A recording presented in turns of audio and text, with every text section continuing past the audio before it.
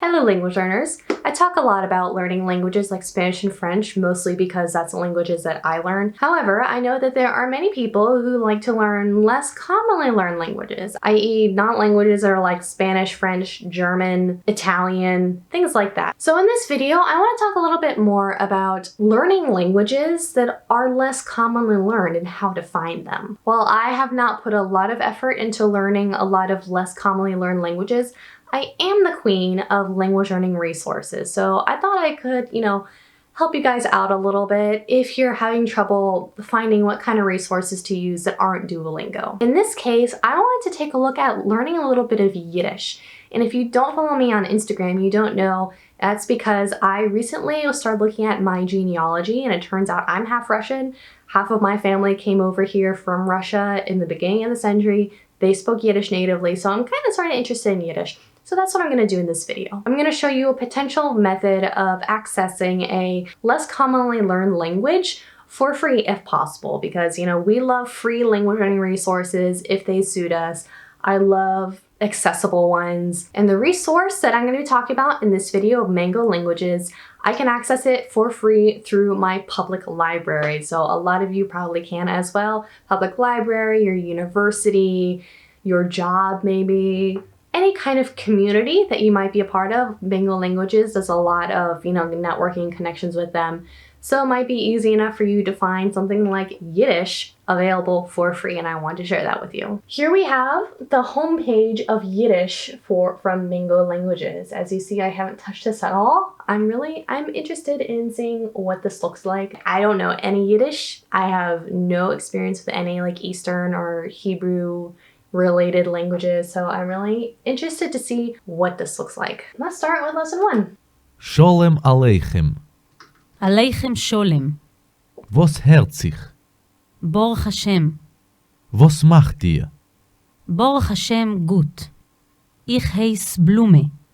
Wie heißt ihr? Ich heiss Berl. Sehr angenehm. Euch mir ist sehr angenehm. So what's interesting about this is, I don't know this like the alphabet. I don't know anything. Let's see what happens. Sholem Aleichem. Shalom Aleichem. Sholem. Shalom. Shalom. Aleichem. Aleichem. Aleichem. Shalom. Aleichem. Shalom Aleichem. Sholem Aleichem. Shalom Aleichem. Peace upon you. But this Yiddish greeting has a deeper meaning. It's one of the names of God in the Jewish tradition. When a person greets another in Yiddish, he does so with God's name. God is upon you. Another idiom meaning hello, which also uses God's name, is God help. Aleichem Sholem. Aleichem Shalom. Shalom. Aleichem. I think, wait. Aleichem Sholem. Aleichem Shalom. Greetings are idioms in Yiddish. The first to open a conversation uses the greeting Sholem Aleichem. Shalom Aleichem. The response is then inverted. Aleichem Sholem. Aleichem Shalom. Was herzig. Was herzig. Was. Was. Was. Hert. Geld. Hert. Hert. Hert. Sich. Sich. Sich. Was. Was. Hert. Sich. Sich. Was herzig. Was herzig. Baruch Hashem. Baruch Hashem. Baruch. Baruch. Baruch. Hashem. Hashem. Hashem. Baruch. Baruch. Hashem. Baruch Hashem. Baruch Hashem. Baruch Hashem. Was macht ihr? Was macht ihr? Was. Macht. Macht. Macht. Ihr. Ihr. What? Ihr. Ihr. ihr, Ihr. Macht. Ihr. was macht ihr, Was macht ihr? was macht ihr, Was macht ihr? In Yiddish, the personal pronoun you has two forms. It's common to use the plural form as a sign of respect. Interesting. For example, when conversing with your Yiddish professor, you would use the phrase was macht ihr, Was macht ihr? However, when conversing with your friend, you would be free to use du, du. Huh.